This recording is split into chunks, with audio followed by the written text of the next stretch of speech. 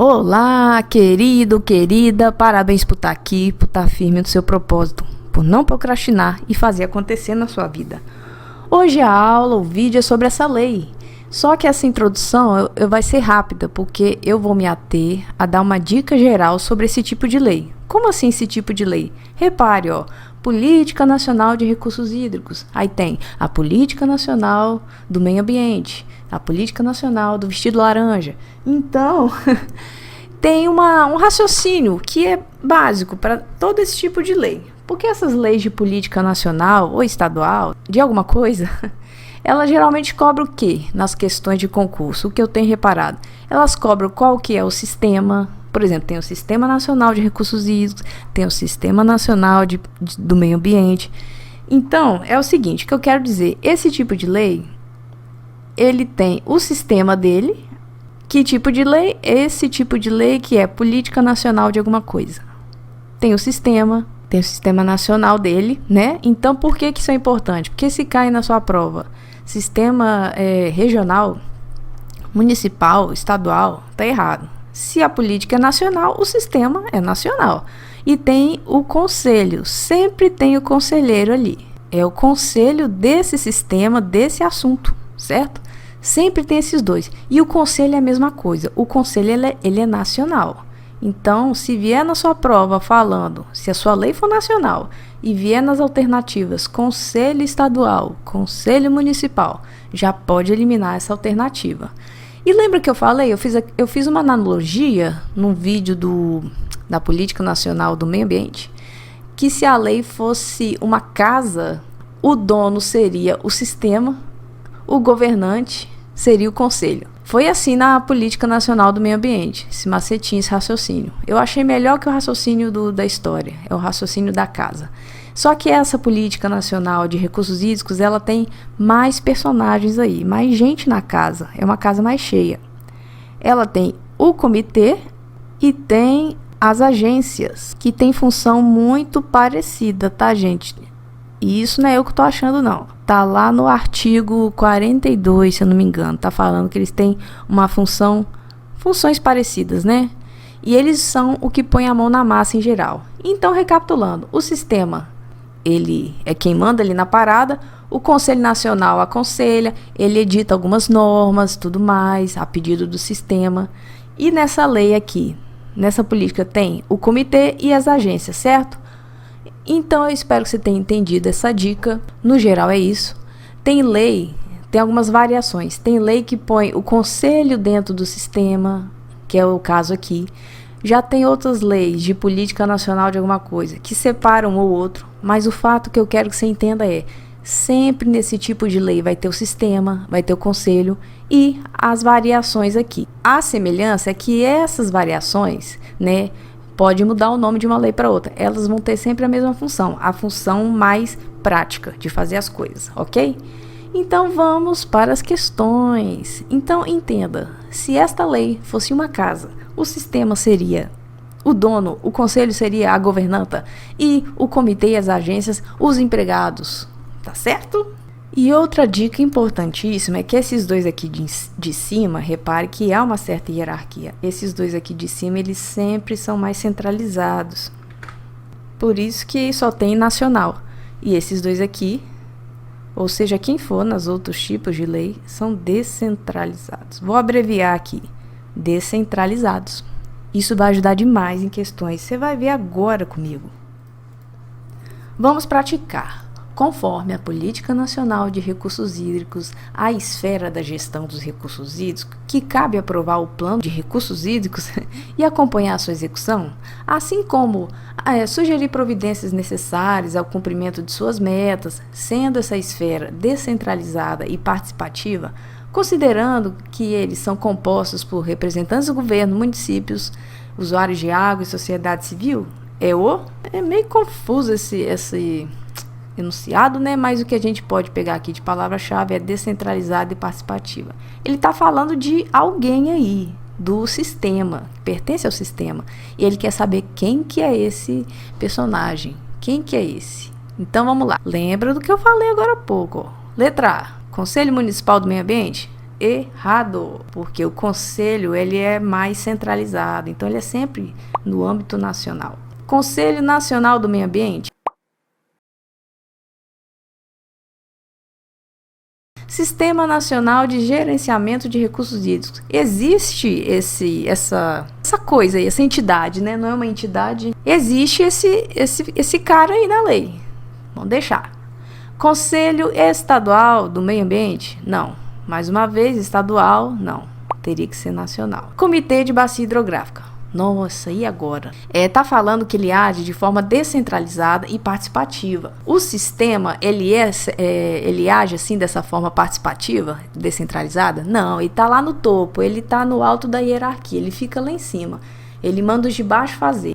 Não é ele, tá certo? Pensa o seguinte, o que seria participativo? É você poder participar, sim, você, a pessoa você. Você pode ir lá se meter no sistema nacional? Você pode ir lá e se meter no conselho? Não. Logo, a resposta é letra E, é o comitê, que está mais embaixo na hierarquia da lei. Comitê de Bacia Hidrográfica. Esse é o gabarito. No que se refere ao Sistema Nacional de Recursos Hídricos previsto na Lei 9433 de 97, assinale a alternativa que representa incorretamente um de seus órgãos representantes. Ele quer saber quem não faz parte do Sistema Nacional de Recursos Hídricos. Bom, essa questão aqui, ela trata do artigo 33, que só fala isso mesmo, quem faz parte do sistema. Essa lei, em especial, ela inclui todo mundo dentro do sistema, ao contrário da lei, por exemplo, de política nacional que separa. Mas os personagens aí são os mesmos, né? Sistema, tem o conselho, tem, né, o comitê e a agência, né, no caso dessa lei. Então vamos lá, vamos realmente, né, ir lá e consultar o artigo 33 para ver o que ele nos diz. Integra o Sistema Nacional de Gerenciamento de Recursos Hídricos. Lógico, conselho, aí tem a agência, também, além do conselho aqui, ó, além do nacional, tem o Conselho de Recursos Hídricos dos estados e do Distrito Federal. Mas, olha comigo, não é conselho do estado, não é conselho estadual, o conselho é do Recursos Hídricos. Então, mais uma vez aqui, complementando a informação, o conselho, numa política nacional, ele é apenas do âmbito nacional, ou pode ser, como vimos aqui, do nome do alvo da sua política. Mas jamais é um conselho estadual, tá certo? É diferente. Ou distrital, ele é o conselho do alvo da política aqui, ou propriamente nacional. Certo. Conselho, vamos agora ver a questão. Conselho tem o nacional e o de recursos hídricos, correto. A Agência Nacional de Águas e os comitês de bacia hidrográfica, além, propriamente dito, dos órgãos dos poderes público, estadual, distrital, municipal, cuja competência esteja a ver com esse contexto. Então, visto isto, vamos ver a resposta agora. Agência Nacional de Águas. Sim, Agência Nacional, tá certo. Conselhos de Recursos Hídricos dos Estados e do Distrito Federal? Sim. Comitê de Bacia Hidrográfica? Sim. Comitê Regional de Recursos Hídricos? Estranho, hein? Nunca ouvi falar desse comitê regional. O comitê, ele é sempre do alvo do que a lei está falando. Comitê nunca é regional, municipal, não é.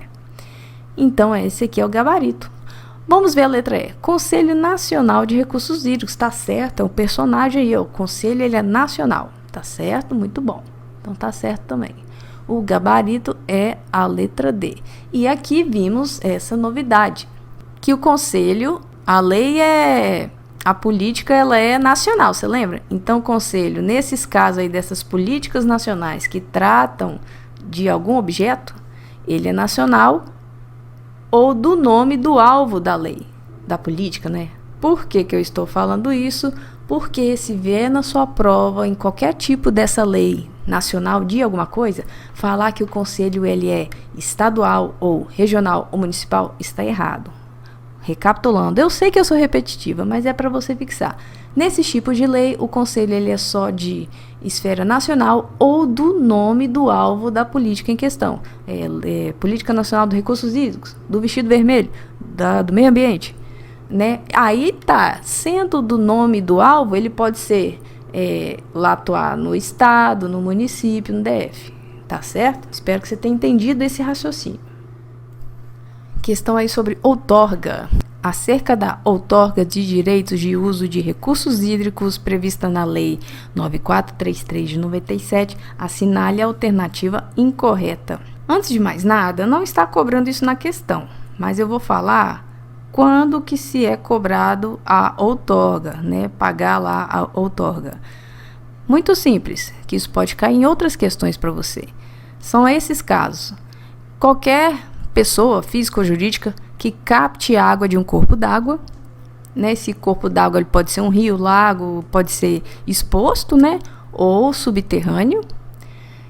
Empresas hidrelétricas e também quem lança resíduos líquidos em qualquer corpo d'água, né? Geralmente são indústrias, né? Tratados ou não, tem que ter a outorga, tá certo? Por que nós, pessoas comuns assim, físicas, que não temos indústria e tal, não pagamos outorga? Porque quem faz isso é a empresa que fornece água aí na sua cidade. Ela capta diretamente a água de algum corpo d'água da sua cidade, ela que se vê aí com o governo, tá certo? Ela se enquadra no primeiro caso que eu falei, né? Quem capta a água de qualquer corpo d'água. Tá certo. Agora, gente, né? Dito isso, vamos resolver a questão. Ele quer saber os direitos, ele não quer saber o que é outorga, mas os direitos. Então, gente, cada alternativa aqui é um artigo da seção 3. A seção 3... ela é muito importante, que ela trata sobre outorga. Nós vamos ter que consultar a lei aqui. Letra A. O regime de outorga de direitos de uso de recursos hídricos tem como objetivos assegurar o controle quantitativo e qualitativo dos usos da água e o efetivo exercício dos direitos de acesso à água. Tá um texto bem legal, né? Visa controlar, não deixar o negócio virar bagunça e preservar a água o máximo possível para a gente sempre ter. Vamos deixar assim aberto. Nem que sim, nem que não, tá? Letra B. Toda outorga estará condicionada às prioridades de uso estabelecidas nos planos de recursos hídricos e deverá respeitar a classe em que o corpo d'água estiver enquadrado e a manutenção de condições adequadas ao transporte aquaviário, quando for o caso. Essas prioridades de uso é a dessedentação de animais e pessoas, né? Esse aí é um dos usos prioritários. Gente, tá certo sim. Esse aí é um artigo lá, um dos artigos da seção 3 da lei. Letra C. A outorga de uso dos recursos hídricos deverá preservar o uso múltiplos destes. Sim, né? Tem as prioridades, mas tendo água aí para todos os usos, deverá sim preservar o uso múltiplos destes sim. A outorga efetivar-se-á por ato competente do Poder Executivo Federal, dos Estados ou do Distrito Federal. Percebe que não tem município, certo? Letra E. Toda outorga de direitos de uso de recursos hídricos far-se-á por prazo não excedente a 15 anos, não renovável. Tá aí, por quanto tempo, sabendo os casos de outorga, por quanto tempo que o governo concede essa outorga? Pois é, gente, está lá no artigo 16, essa outorga ela é dada por 35 anos e não 15. Então, essa aqui está errada por causa disso. As outras, logicamente, estão certas. Ok, esse é o gabarito. Por que que elas estão certas? Porque tá lá, a letra A é o artigo 11º. A letra B é o artigo 13. A letra C também, só que é o artigo 13, parágrafo único. A letra D é o artigo 14. E a letra E, se não estivesse errada, seria o artigo 16, porque não é 15, são 35 anos. Pensa, é muita burocracia para ser só 15 anos, né? São 35 anos. Então, gente, a lição dessa questão é saber que são 35 anos, acho que um dado fácil, né, de gravar a outorga, e saber que essa seção 3, ela é muito importante, cai muito em prova. E a pegadinha costuma ser esses valores aí, que ele muda, esse valor que ele muda. Então, gabarito é a letra E. Mais uma questão aqui, que se você usar a lógica, você vai resolvê-la facilmente. Dá uma lida aí no enunciado. Pois é, ele está querendo os instrumentos, também é muito cobrado em prova isso, que é o artigo 5. artigo 5º. Ele quer saber quem não é instrumento, tá certo? Nós nem precisamos olhar o artigo. Olha só que legal. O que você idealiza na sua mente como instrumento? Você idealiza uma pessoa como instrumento? Ou um grupo de pessoas como instrumento? Não, instrumento seria um objeto, um documento, algo desse tipo. Faz sentido para você? Se isso faz sentido para você, fica muito fácil de a gente resolver essa questão. Se não faz, tem que olhar na lei mesmo. Olha só. Então, repetindo, instrumentos são tipo objetos, documentos, um planejamento. Não seria um grupo de pessoas. Um grupo de pessoas não seria um instrumento, tá certo? Então vamos lá. Letra A, né? Os planos de recursos hídricos envolvem um planejamento, é um instrumento de planejamento. Tá certo. Tá certo, então gabarito não é esse. Letra B. O enquadramento dos corpos d'água em classes, segundo os usos preponderantes da água. Ok, isso aqui seria uma classificação, né? Das águas, tá certo. É um instrumento, sim. A outorga, isso aqui é muito falado na lei. Outorga. Nessa lei, né? A outorga dos direitos de uso de recursos hídricos. Tá certo. A outorga nada mais é do que uma cobrança pelo uso da água, né? Não se pode cobrar pela água, que a água é da natureza, mas se cobra pelo direito de usá-la, já que ela está cada vez mais escassa. Letra D. A cobrança pelo uso dos recursos hídricos. É quase um sinônimo de outorga, né? Só que a outorga é algo mais específico. Então, ó, o gabarito é a letra E. E por que é a letra E? Porque está falando que o Comitê de Bacias Hidrográficas é um instrumento. O que é um comitê? É um grupo de pessoas. Pessoas são instrumentos? Né? Não é estranho isso? Esse é o raciocínio que você pode usar, que eu uso, né? Que eu usei para achar a resposta dessa questão, que de fato é o gabarito. Letra E. Os comitês, eles não são instrumentos, eles fazem parte do sistema nacional. O sistema geralmente envolve órgãos, pessoas, né? Órgãos tem pessoas, né? Então, o gabarito é a letra E. A cobrança pelo uso dos recursos hídricos é um dos instrumentos introduzidos pela Lei 9433, com o objetivo de reconhecer a água como um bem econômico e de incentivar a racionalização do seu uso. Em relação a este instrumento, qual instrumento? A outorga, né? Que é a cobrança. Em relação a isso aqui, ó, não é que ela quer saber os instrumentos, não, de uma questão que a gente viu, não. Ela quer saber em relação a essa cobrança, que é um dos instrumentos que nós vimos aí na questão, né? Assinale as afirmativas a seguir. As diretrizes e os critérios para a cobrança pelo uso dos recursos hídricos fazem parte do conteúdo mínimo dos planos de recursos hídricos. É o mínimo, né? Essa política, o que ela faz basicamente é isso, é instituir essa cobrança pelos recursos hídricos. Isso aqui está no artigo 3º, né? Constitui as diretrizes. 2. Os lançamentos em corpo d'água de esgotos e demais resíduos líquidos ou gasosos, tratados ou não, com o fim de sua diluição, transporte ou disposição final, são passíveis de cobrança. Olha só, isso eu falei na questão passada. Essa é uma das condições para se cobrar, para se ter a outorga. Quer que eu repita? Ó, esse caso aí, o 2, hidrelétricas e captação em corpos d'água, tá certo? 3. Os valores arrecadados com a cobrança, né, com a outorga, serão aplicados prioritariamente na bacia hidrográfica em que foram gerados e serão utilizados. Pensa comigo, faz muito sentido isso, você não acha? Se a outorga é para uso daquele corpo d'água pertencente àquela bacia, aquele dinheiro arrecadado com a outorga tem que beneficiar aquela bacia. Isso é muito lógico. Seria estranho se ele falasse que cobrasse outorga em uma bacia para beneficiar outras bacias, né? Cada bacia tem a sua outorga. Então, gente, tá tudo certo. Tudo muito certo. O gabarito é a letra E. Tudo está muito bem correto. Questão boa para estudar aí.